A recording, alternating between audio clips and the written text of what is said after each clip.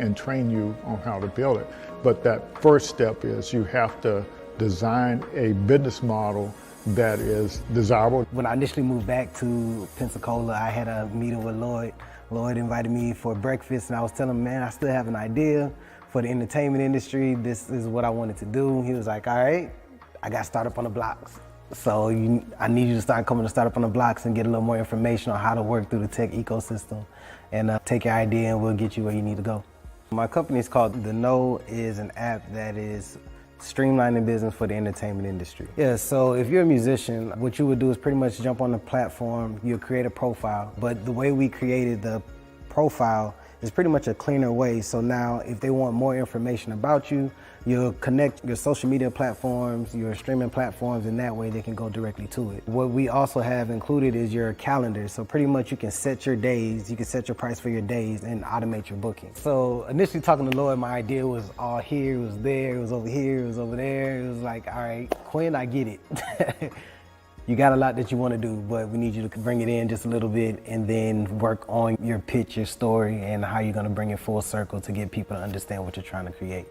Most of the programs here wasn't inclusive, and so we said we'll focus on helping founders of color. We also start at the beginning of the thing, at the idea stage, whereas a lot of the programs you see here locally, they start after you're up, and that's not very efficient unless if you don't have a lot of money, you can't recover from your mistakes.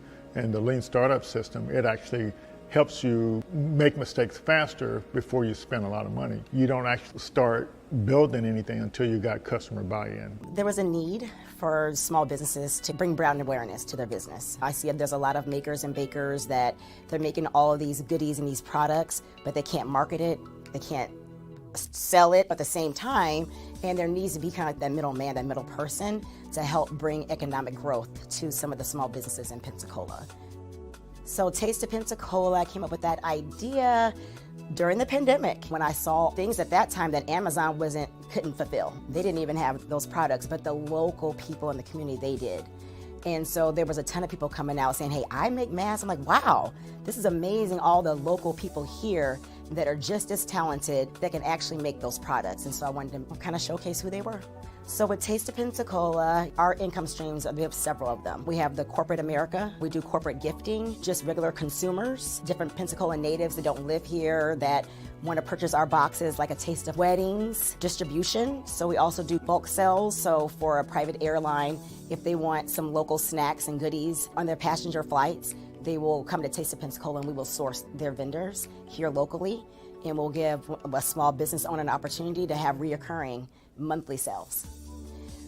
I've always had a really big vision for Taste of Pensacola. I knew that it could go beyond just local. I know that maybe other communities could possibly use the same platform that I'm trying to build.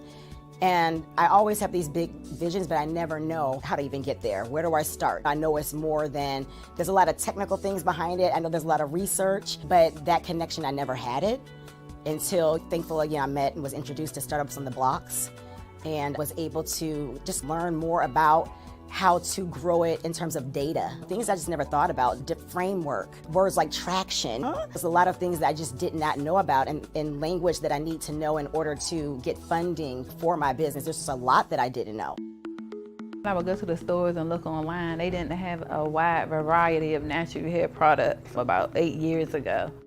And the ones that they did have, the ingredients, it would say that they were all natural. And when I would research the ingredients, a lot of the ingredients were not natural. I make everything, my shampoo, conditioner, I have an oil that I make, and I have 2 different separate butters.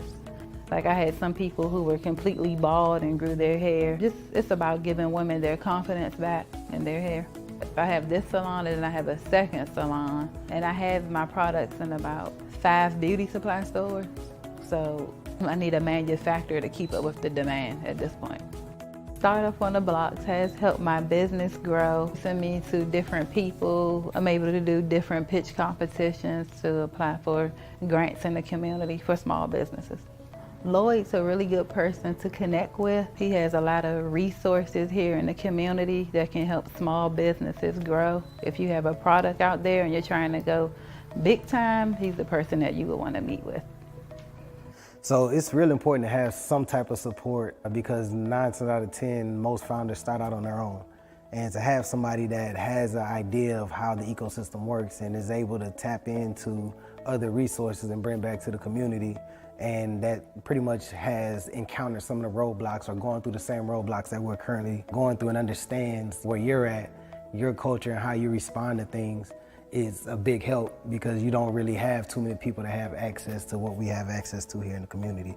And a lot of people believe that you have to leave and go to bigger cities to do the things that we're doing here. But I mean, it's one thing to have exposure, but you have to actually know it's here in the community in order to take advantage of the resources.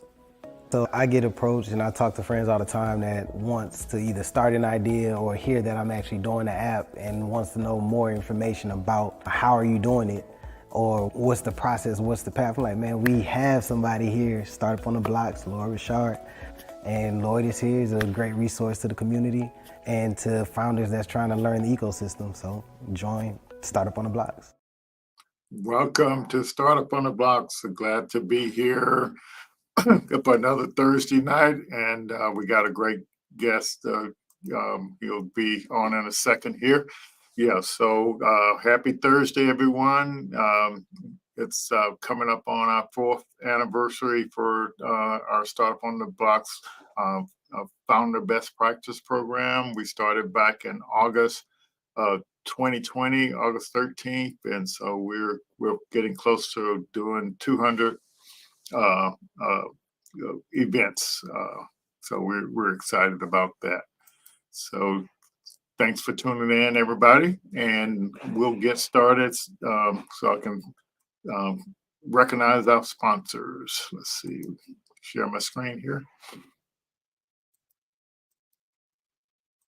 I hope everybody's having fun out there in startup land. There's a lot of activities, a lot of things going on, and so but we're excited that to have the support for the events and stuff that we're doing.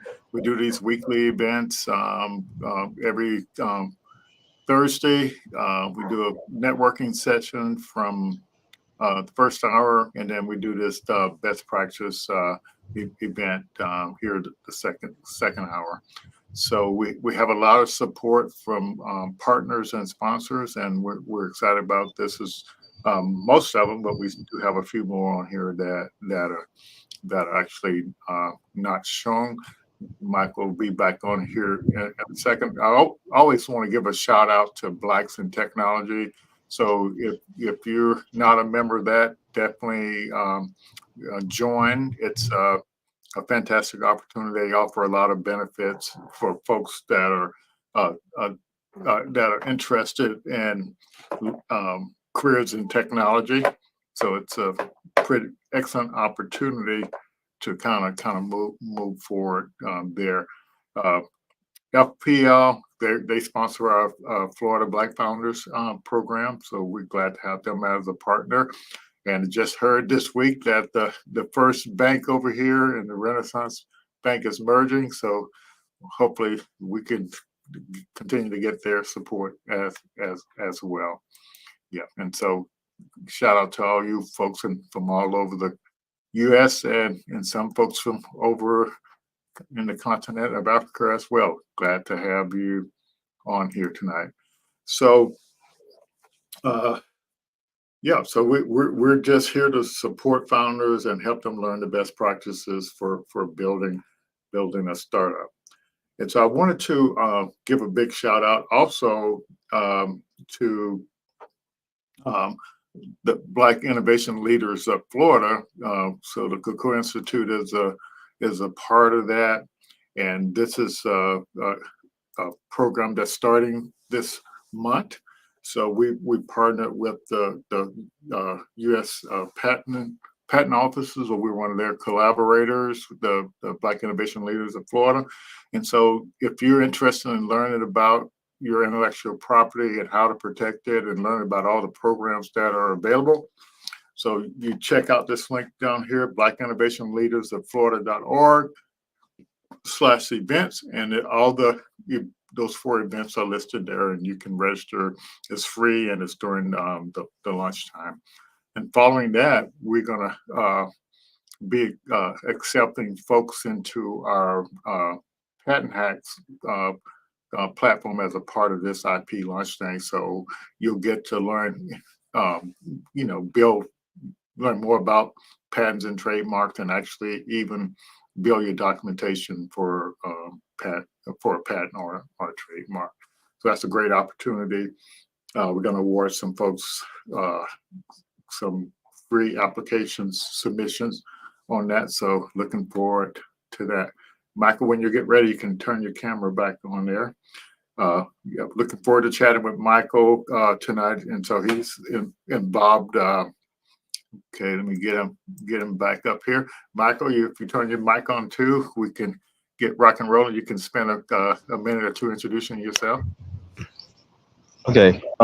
Yes. So hello, everyone. I'm Michael Johnson, and I'm the founder of a 3.0 Nexus group and a Strive Fellows Co-op. So background is I'm a software developer. So I've been a software developer for the last 20 years. One of the products I'm working on is a backend as a service platform to support startups building their applications, web and mobile. So what that basically means that I would work with them to build the web and mobile app, and then we have a ready-made backend that we would build a web and mobile app on top of.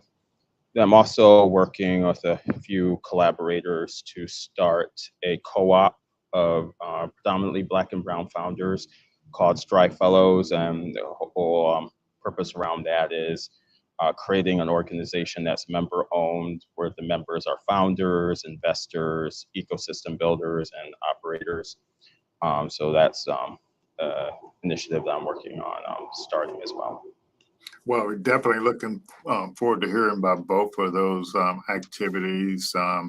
Also, you and I also in the Black Innovation Alliance as well. So that's pretty fantastic. So how do you like being a part of that organization?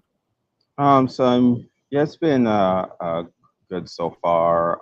As far as being able to meet new people, and there's been a few places I've gone. Like they went to Web Summit a few years ago, and then they had 2 sustainability summits that I went to. As part of when they first started, it's kind of like funny that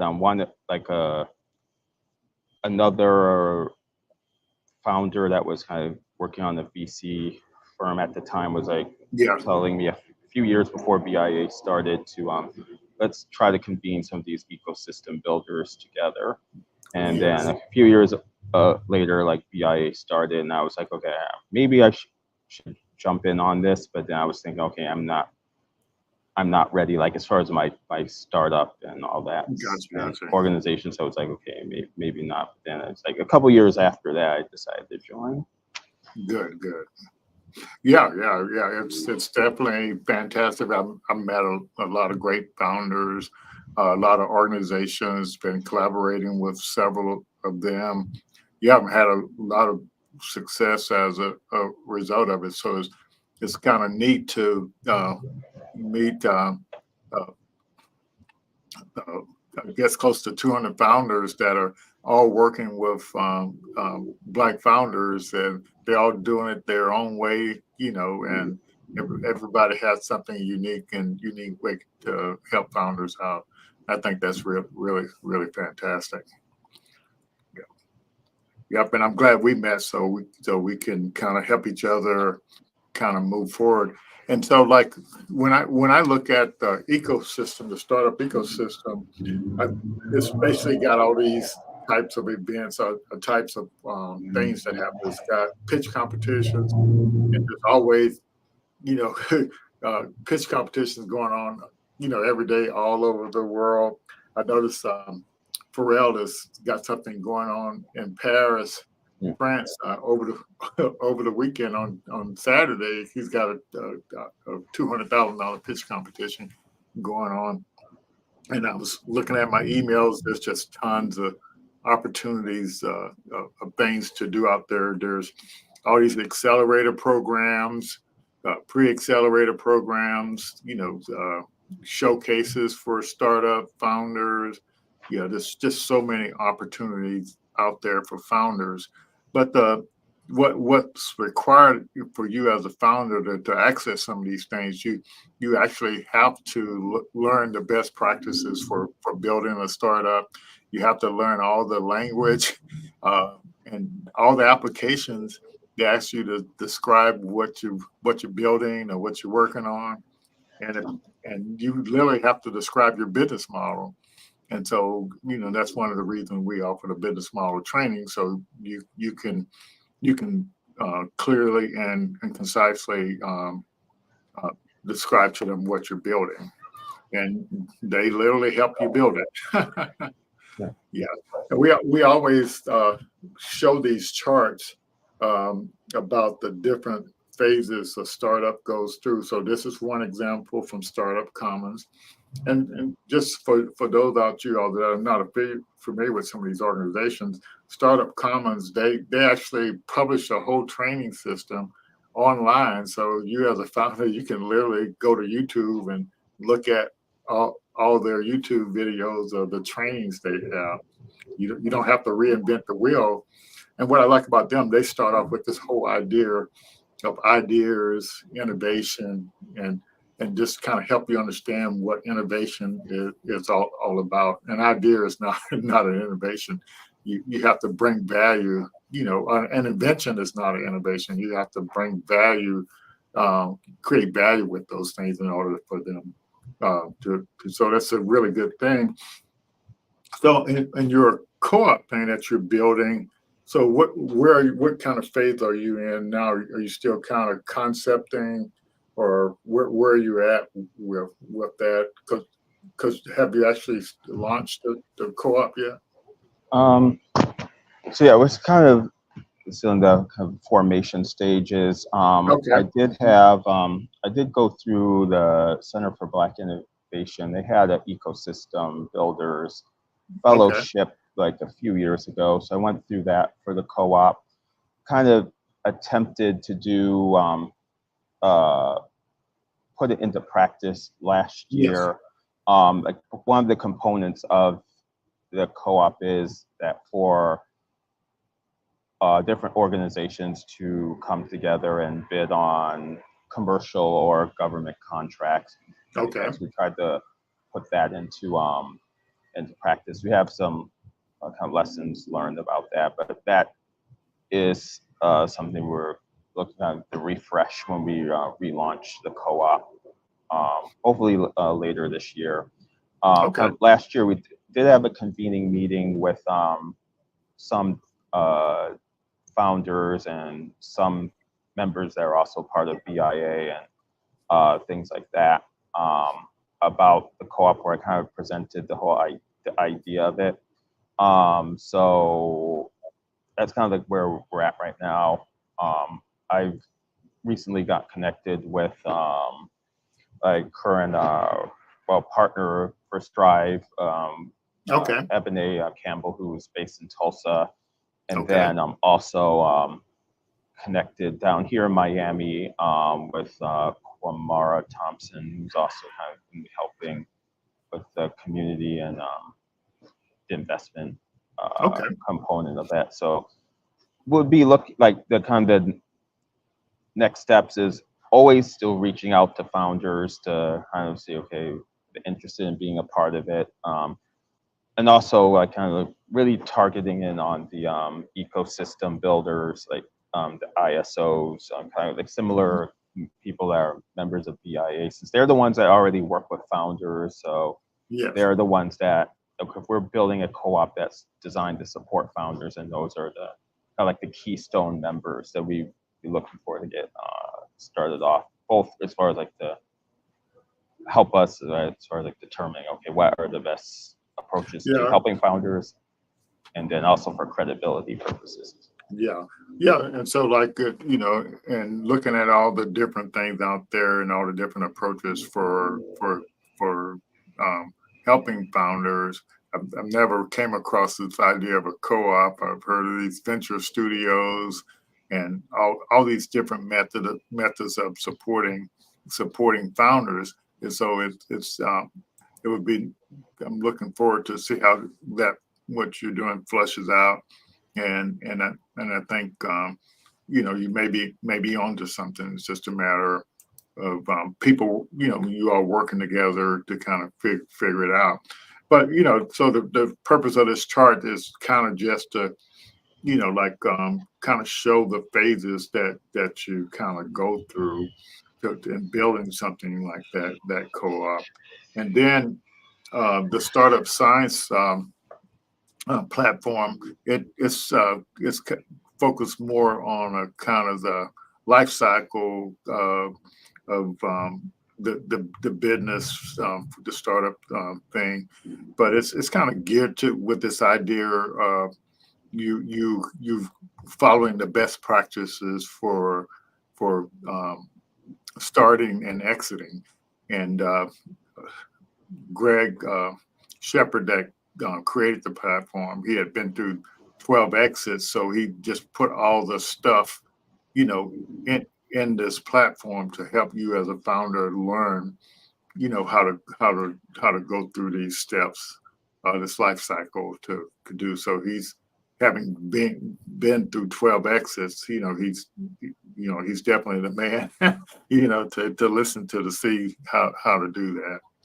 Yeah, and he's definitely got it down to a science. There's no doubt about that. And so so I would say on this one, you're probably still in this visioning and hoping to launch a product with some strategy and just kind of going on down there. Same, and you're back in as a service. So you're probably, more closer to this product stage, I'm guessing. Yeah, so have the back end built out, and a little bit of a background on that. Like originally created it several years ago as a just general community platform, and then kind of shifted more to a business ecosystem platform, essentially a white label business ecosystem platform. Okay. And then was always working like on the back end as far as like the back end architecture, and being able to say, okay, I want to eventually take this back end architecture and enable it to be used as a back end as a service for other startups or Gotcha. even larger companies building apps. So kind of think about Facebook started as Facebook as a social network, and then all of a sudden they come out with Facebook Connect, where people can log in. You can log into your website with Facebook, and then you can build apps on top of Facebook that show up in Facebook, or you can integrate their APIs into your application and stuff like that. And then they came up with the graph and graph search and things like that. So it's kind of like a similar thought process.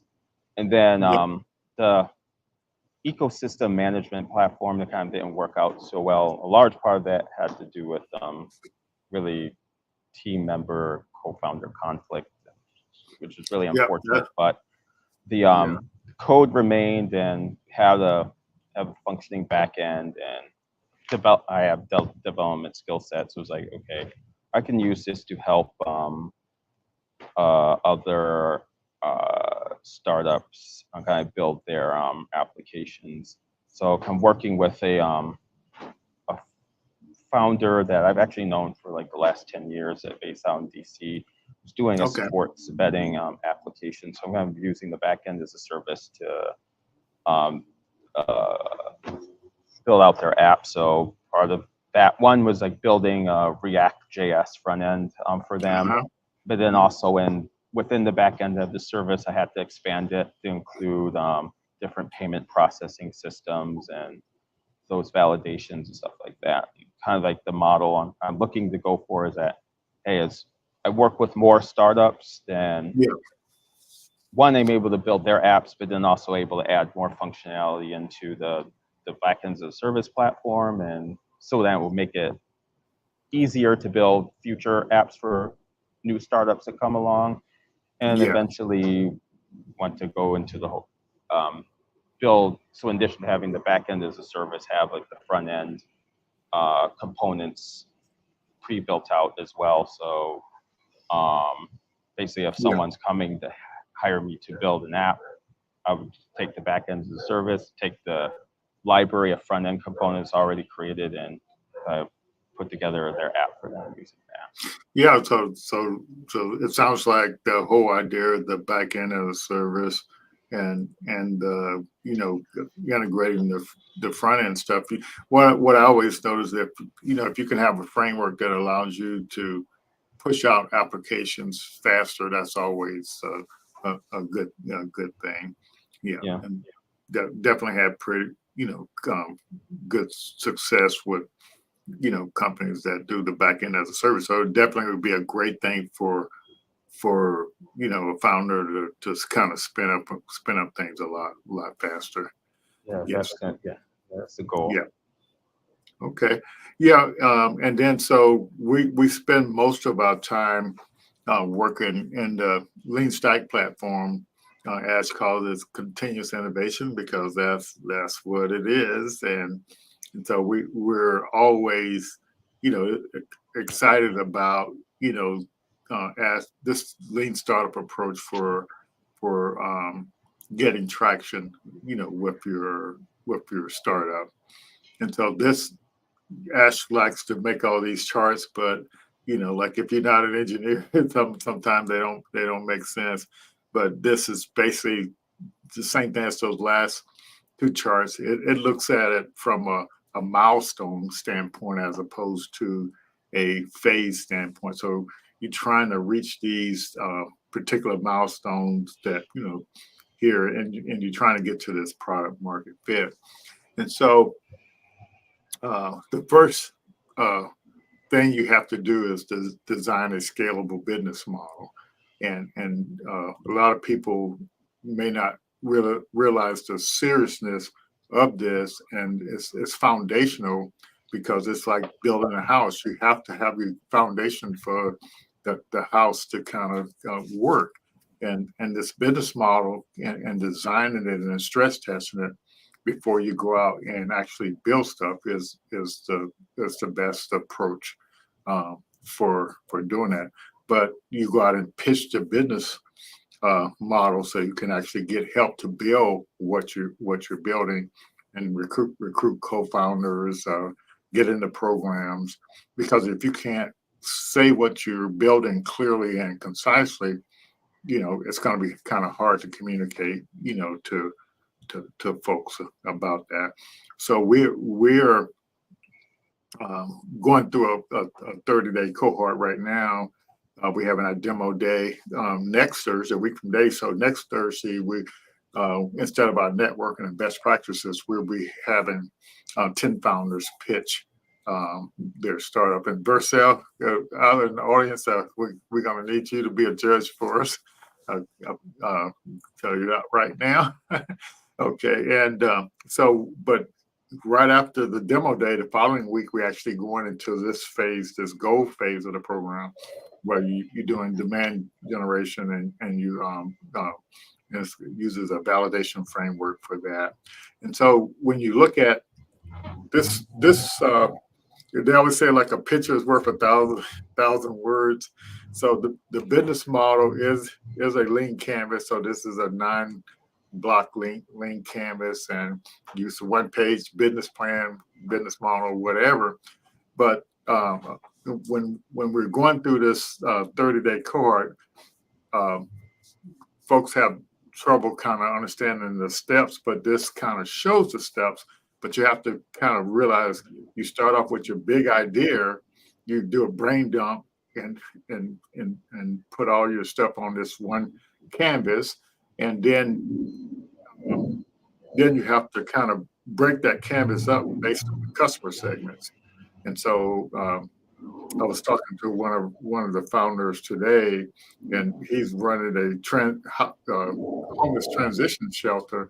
And he said when he got there, they were trying to serve everybody, and so veterans, women and children, men, uh, all these different customers, but they evolved to just serving um, women, and based on the data he collected, they just evolved to women and children, and so that allowed them to focus and provide better service. So you break up your big idea into these segments, and then you create a why now elevator pitch to test the desirability. So you take this first quadrant over here is the customer segments, and then this over here is the problem um, portion of the canvas, and then in the middle here is your unique value proposition. So customers have this problem, and we offer this with our service. So it's just a 30-second or 60-second elevator pitch. And so you stress test each of these variants for desirability, and the one that doesn't sound good, you scratch it out. But then you take the ones that are left to the viability test, and you use your pricing model to determine the viability for those customer segments. And the ones that pass the viability test, you actually run a feasibility test, and that's based on your rollout plan. If it's going to cost you too much to roll this thing out, it's not feasible. So you literally go forward with what actually is feasible. This pink area starts to 90-day, but we won't go into that. But as you can see, even though you do your lean canvas here, stuff doesn't start turning green. That means it's validated, to months and sometimes even years later. So it's always you model, then you prioritize which segment customer segment you're gonna go after, and then you test those the viable and feasible one, and to validate those things. So that's kind of the process everything goes through. So that's a pretty simple and straightforward approach. Yeah. So I'm hoping you can take advantage of that, Michael.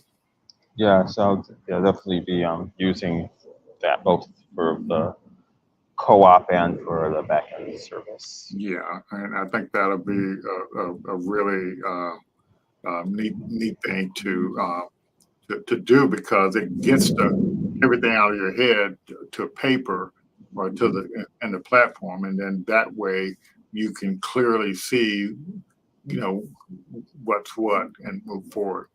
And so these principles you learn in this class, you can apply them to any type of business. It doesn't have to be a scalable business. And so yeah, it's when you really realize what it is, it's almost like common sense. So that's pretty neat. So let's back up a minute, Michael. So just tell me about what got you into technology. Is that something you knew you want to do when you were in high school, or what was kind of like your path and your journey going down that way? Yeah, so so when I was in high school, I did do a few programming classes. Okay. At that point in time, wasn't necessarily into software development, and part of that is because like the languages we use in high school is like BASIC and Pascal, which is sort of ancient nowadays. But I was into video games, so in particularly like being able to customize video games. So that was something that did kind of entice me into technology. So I went to so when I went to college, I went to Georgia Tech. I initially was computer engineering. So I didn't really understand the difference between computer engineering and computer science. And part of the computer engineering program, though, you had to take computer science classes. And I was like, so after like my the middle of my sophomore year, I was like, okay, I enjoyed the computer science and programming classes. Maybe it's a little tedious and frustrating at times, but I Yeah. like writing software, and there's like, but then the computer engineering classes, like I don't really like dealing with electric circuits, and Yeah. I don't particularly like physics either, and like some of the stuff, and learning about electricity and all that stuff. So it's like, okay, I'm going to change my major to computer science, and that's kind of like Okay. how how I got into software development. And a lot of Got it. the stuff that was used in industry, at least in the early parts of my career, kind of learned on my own. So as far as like being able to build web applications and databases and all that stuff, that's a lot of that was kind of they just building that stuff on my own. So I could kind of say, went to Georgia Tech. I learned how to program and like the basics of computer science and algorithms and the stuff that you go to college for to if you're studying computer science. But as far as like being a web application developer or working with databases, a lot of that stuff I kind of like is self-taught.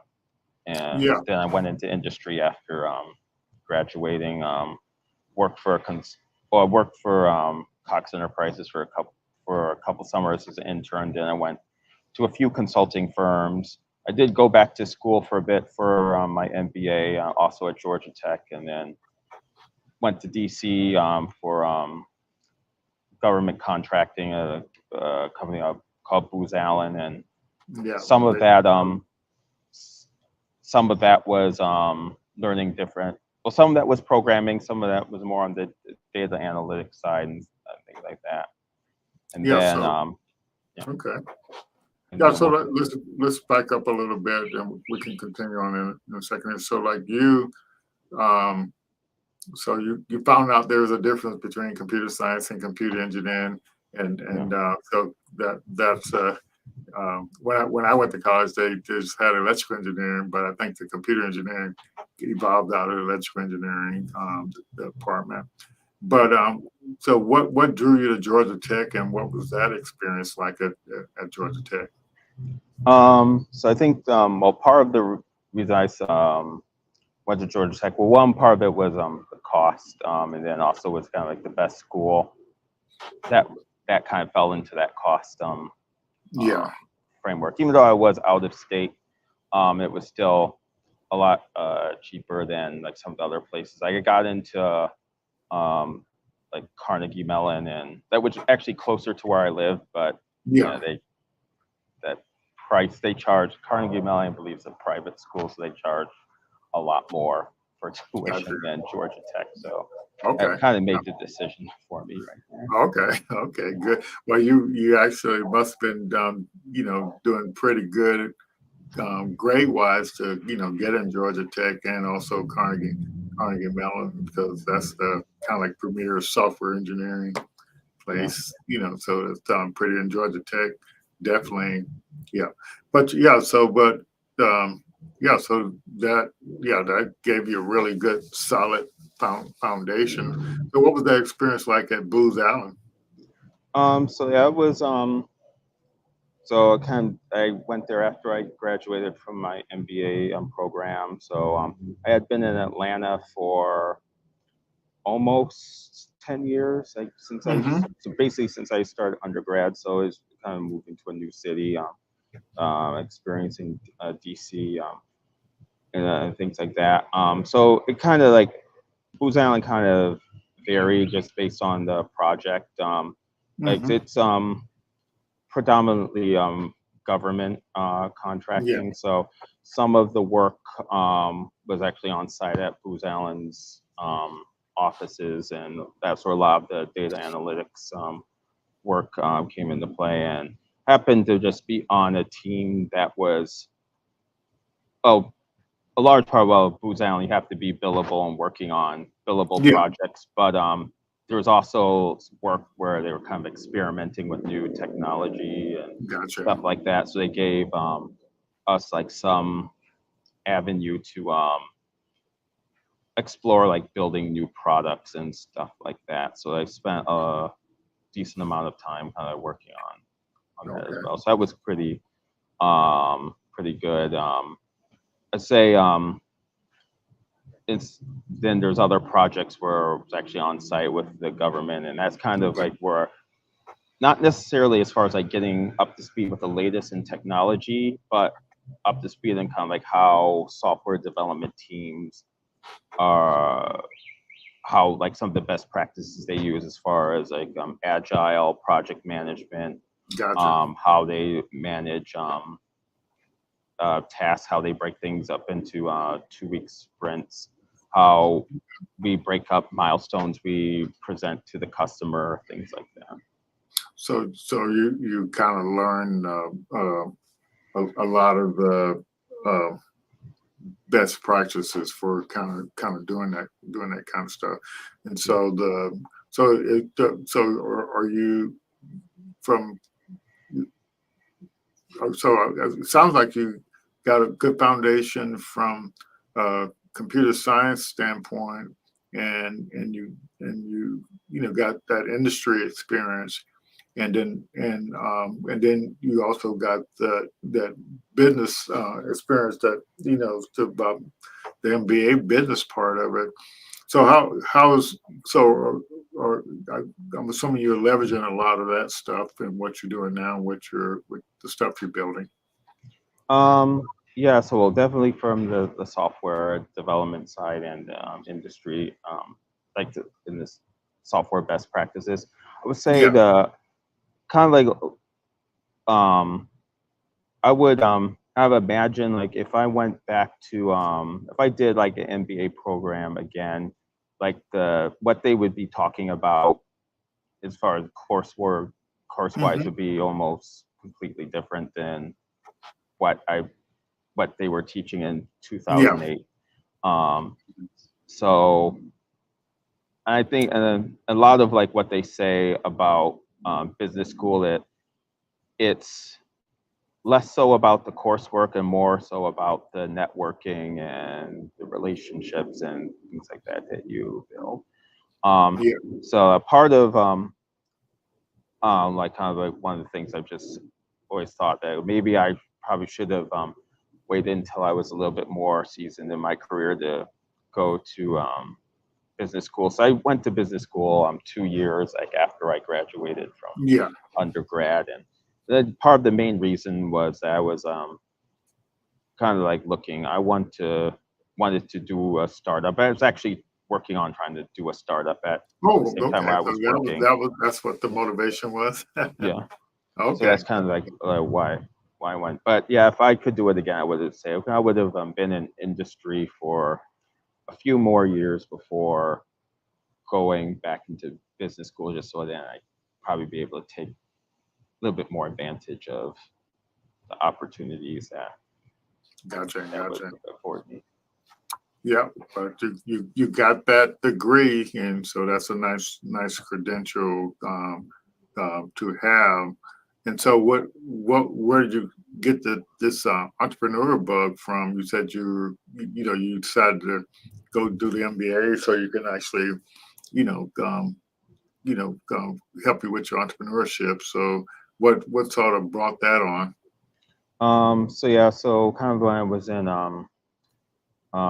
undergrad, I was working on like building web applications and trying to Okay. commercialize things like that. Like I saw, particularly in the social networking phase, like Hmm. people, I think, okay, Facebook was the first social network. There was stuff before that. You had your online forums, you had your Yeah. early blogs and stuff like that. So I was like, okay, let's try to build some community software. And Yeah. I'm trying to remember what that other thing that preceded Facebook, that all the young people yeah, were involved in. Yeah. yeah, they had College Club. That was one. That was a big one. I was in college. Black Planet was pretty Okay. big, and when I was in undergrad. So yeah, so I was kind of Okay. So looking. yeah, because I think I definitely, yeah. So yeah, the internet had matured quite a bit. Yeah. So yeah, that's exactly right. So yeah, yeah, that's neat. So so what was your first experience like trying to build something? So yeah, so half of it was writing code, and the other half was trying to put together a team. So like the team part didn't really work out too well. So it's Yeah, kind of yeah. like why the venture didn't necessarily take off, and I wasn't Gotcha. necessarily sure. Okay, how do I, like, if I was just working as a solopreneur, like how would I get this up so it can make money or get Gotcha. funded? So Gotcha. But yeah, we need to kind of peel that back a little bit because that your co-founders, you definitely got to be able to get along with those, and that's definitely a big challenge. But like if you can pull together a good team, that's what when the ecosystem see you got a good team, you work good together, you um, it's like they will put money behind a team before they would put money behind an idea, because yeah, it's a team that actually works together. Yeah, I remember I was over in Poland working on our software, and my co-founder and our developer kept clashing, so it kept having delays, and I had to bring another neutral person in to kind of get them to you know to kind of like be a go between the two of them. And so it was pretty interesting. That the team really makes a difference. On it can make or break a startup, how well the actual team gets together. But one of the things that we recommend with the team is, like take for instance this lean startup methodology, best practice for building a startup. If your team don't want to take the training, they don't understand how do you make decisions in a startup, what do you make them based on. You kind of have that friction going on there. So it's always best to get all your main team players, even to kind of understand this methodology to kind of move forward. Yeah. So, but yeah, that's a good lesson to learn. Is it so now? How based on that what happened there? How do you? The question is now, and you don't have to answer it. How do you pull together the right team to build your back end as a service, the right team to build your co-op thing? yeah, Yeah. yeah. So I would say, yeah, definitely. Well, building. Well, and this is just kind of my opinion. This would need to be validated, of course, but I would imagine like kind of building a co-op will be a little bit easier to pull together a team to Mhm. build that. Building a backend as a service, like I think one of the barriers, like as far as being able to expand it, is like adding more developers, and it would be like pre-revenue. It's like development takes a lot of time, so if you're not really someone that wants to sit in front of a computer up to like 2 a.m. working on code before money comes in, then Yeah. that's not necessarily something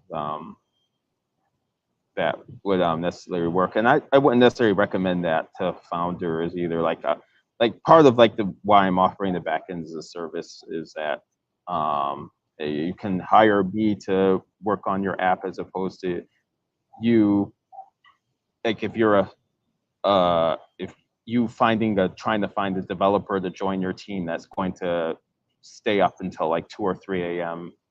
working on your application, since that's kind of pre-revenue, that's kind of that's a difficult sell to developers. Yeah, yeah, yeah.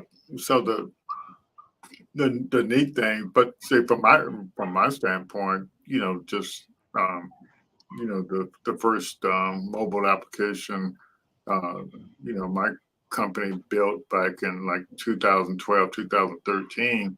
The back end as a service was a key part of it because if you got a good database stuff back in and they provide the SDK, you could accomplish things with just fewer lines of code, for your front end.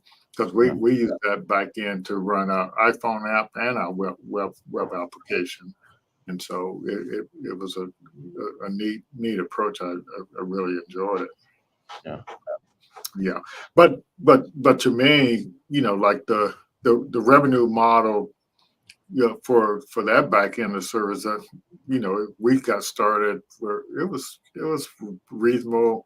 I think the highest I ever had to pay was like 100 or $200 a month, but that evolved to that company becoming an enterprise company, and they were charging 1,500, $2,000 a month just for a database connection, outside of the framework to, Microsoft SQL or something. So, but yeah, I think if you can,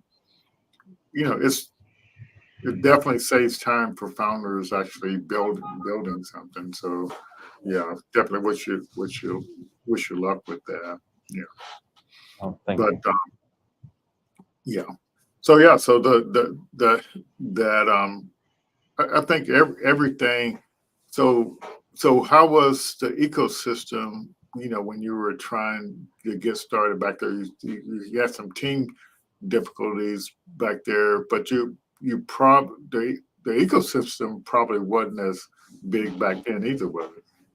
Yeah, this is probably fewer resource, or I guess, well, like fewer, I guess, less knowledge of the resources.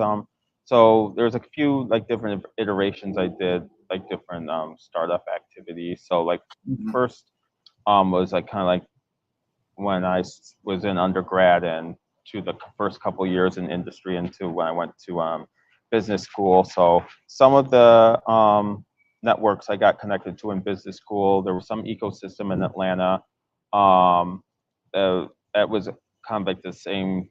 I don't know if you're familiar with the Atlanta area, but that was kind of Yeah, when they were starting Tech Square and the yeah, um, Advanced Technology Development Center, all yeah. that. So that's kind of how I got connected, like the first folks I knew, like in the investment space.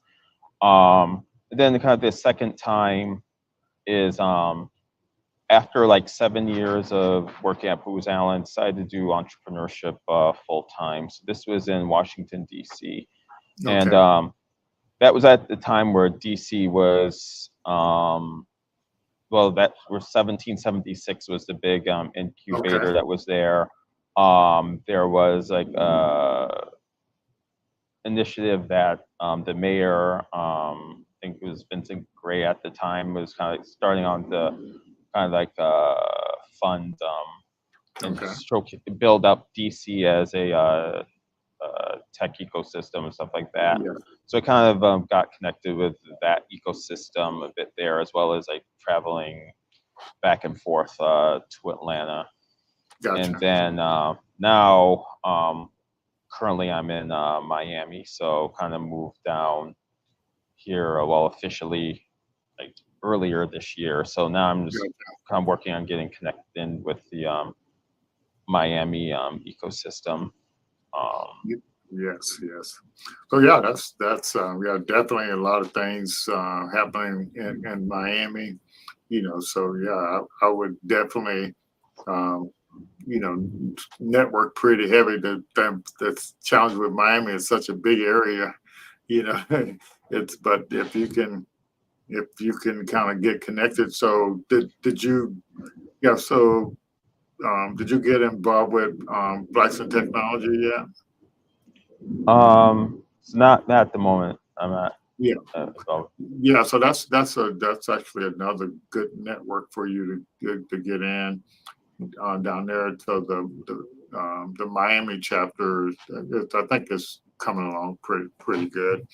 Yeah, but it doesn't cost anything to join, and they give you a lot of free stuff. So Yeah. yeah, and So definitely check them out. yeah, yeah. So that's a good deal down there for getting connected. So yeah, when we partnered with them last year, we got a chance to work with a couple hundred founders from Blacks in Technology, and a lot of them are still, hanging with us now and going through the rest of our programs and stuff like that as well. But yeah, so so so where do you kind of imagine the um, so the back end as a service thing growing to like that's what I like. If you see, if you can get that business model down good and get that what your revenue model pricing model, that's something. Yeah, I think that's something you can kind of definitely scale out there, Yeah. and definitely got to have a good team to work together on to make that happen. Yeah. And I think if people in general, so what's the whole idea behind the co-op? Is it like that the founders and the people are actually paying a monthly fee to be a member of the co-op? What's kind of like the idea behind that? Yes. Oh, there would be a monthly fee, but the monthly fee is actually an equity buy-in. So, Okay. and of course, this model might change a little bit as me and my like uh, collaborators kind of work through it. But kind of the idea is that you have the different membership classes where you have your standard members, which would be like your founders, operators, and ecosystem builders, which can be either individuals or organizations. They pay an equity buy-in. Then we have your VIP members, which are more on the accredited investor type that would pay a larger equity buy-in. But basically, that gives you actually stock in the co-op, and then as a founder or as a startup, there's some services that you can procure from the other startups or operators, things like that. In the co-op, like you would pay that vendor, and the co-op kind of makes that connection. But then like there's some support that you can get on a sweat equity or equity basis. So kind of have the mechanisms in place to a provider A provides service to startup B and work out a deal where they'll pay half of it in terms of like a monetary fee, and the other half in terms of equity. Then the co-op kind of facilitates that transaction, and to kind of like to keep the startups cap tables relatively clean. Then those service providers, any type of service, whether to the co-op itself or to a startup that's a part of it, that they provide on an equity basis, they would earn additional equity in the co-op, and then the co-op earns equity in that startup. So when you look at that startup's cap table, you'll say, okay, they're founders. You'll see, okay, who's the investors, and then there will be, okay, Strive Fellows Co-op. That would be just one entry in their cap table, but that piece of equity could, in theory, have been provided by multiple different people or collaborators or vendors, things like that. And there's also other tools like to kind of facilitate collaboration on projects, and what I mentioned before, the contracting and things like that. But its ultimate goal is if yours is for the members of the co-op to be able to grow financially based on the success of Black innovation and Black and brown founders within the co-op. Yeah. So the kind of, yeah. Okay. So so you're literally trying to model this after just like the typically you see like food co-ops, land co-ops, and so you're trying to. So was there any? Were you just? So what's the basic idea of a co-op? It's like everybody owns part of the co-op. I guess is what the idea is. Yeah, yeah, that's kind of that's kind of the goal, and I was just finding like if one of our, or hopefully more than one of our startups becomes a unicorn, then everyone kind of benefits financially from that. Kind of being able to kind of leverage our collective resources in terms of, well, resources as well as and money to kind of help our ventures grow. Yeah. Yeah. So yeah. So for the founder, you're solving what? So kind of what problem would you say you're solving for the founder? So the main, I guess the main thing for the founder, and a lot of this stuff, I'm not kind of looking to recreate the real. So like, for example, we have ecosystem builders or operators and things like that. Mhm. Like a lot of those services that the founders would need would want to kind of like use those existing services rather Yeah. than trying to like stand up completely new services. But Gotcha. basically, like founders, well, the number one thing that founders, well, they talk about that they say they need is capital. Yeah. But there's also like, okay, you need to build a community around your product, especially if you're going to use a crowdfunding approach to raise capital. Yeah. You need to have that community, both of, okay, the investors that have large dollars to invest, as well as like the retail investors. You need to kind of like build a like awareness and community around what you're doing. So that's part of what the co-op provides. And then like a founder, they do need, okay, if you're doing something technical, you do need to have your application and product built. Like someone is going to need to be able to build it. You need to kind of just like working through your business model, like with CoOp Institute does. Like you need to be able to get connected with the organizations like yours that kind of provide that type of training and services. So it's kind of making sure that, okay, a founder is not kind of like out there just trying to build out their idea without having any access to resources, not knowing what resources are out there, spending money that they shouldn't be spending, things like that. Oh yeah. Well, you know, like so like so I like that big, you know, part, you know, because like that's kind of what the deal is.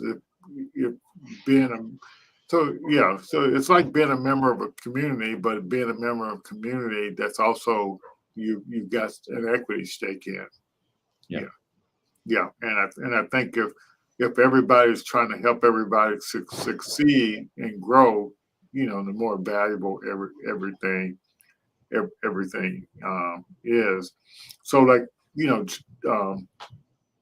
so so like we're kind of like an ecosystem organization. So what value do you think you would that co-op would, you know, bring to an ecosystem organization? Yeah, so I'm kind of like viewing the the ecosystem or innovator support organizations. That's kind of like the source. So I kind of seeing kind of like a funnel where, okay, startups are kind of pulled from those organizations, and then startups are directed to those organizations.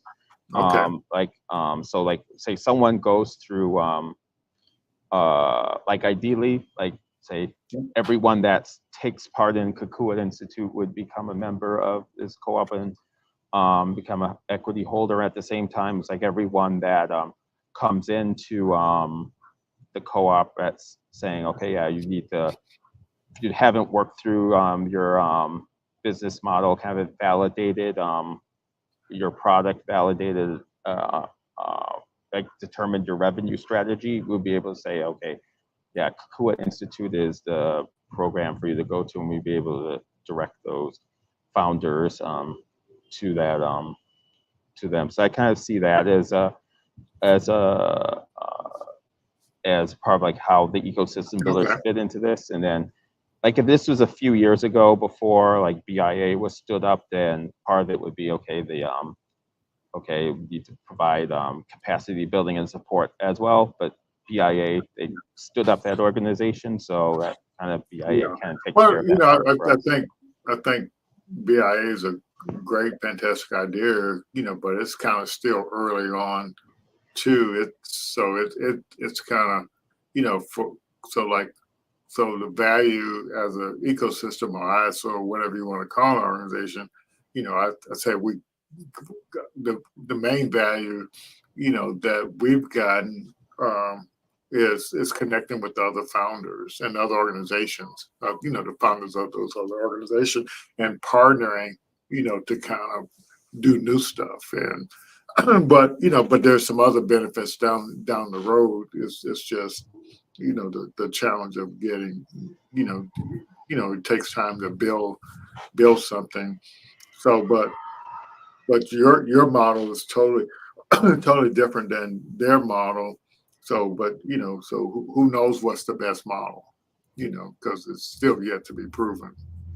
Yeah, the kind of like part of the, I guess the benefit, at least for me being a part of Black Innovation Alliance, is that if I want to reach out to ecosystem builders and to kind Yeah, of build out Strive, I don't have to go cold calling or anything like that. It's just I have access to them right there. I can connect to ecosystem builders directly. So that's kind of like a huge oh benefit yeah, of mine yeah, building yeah, up for this. sure.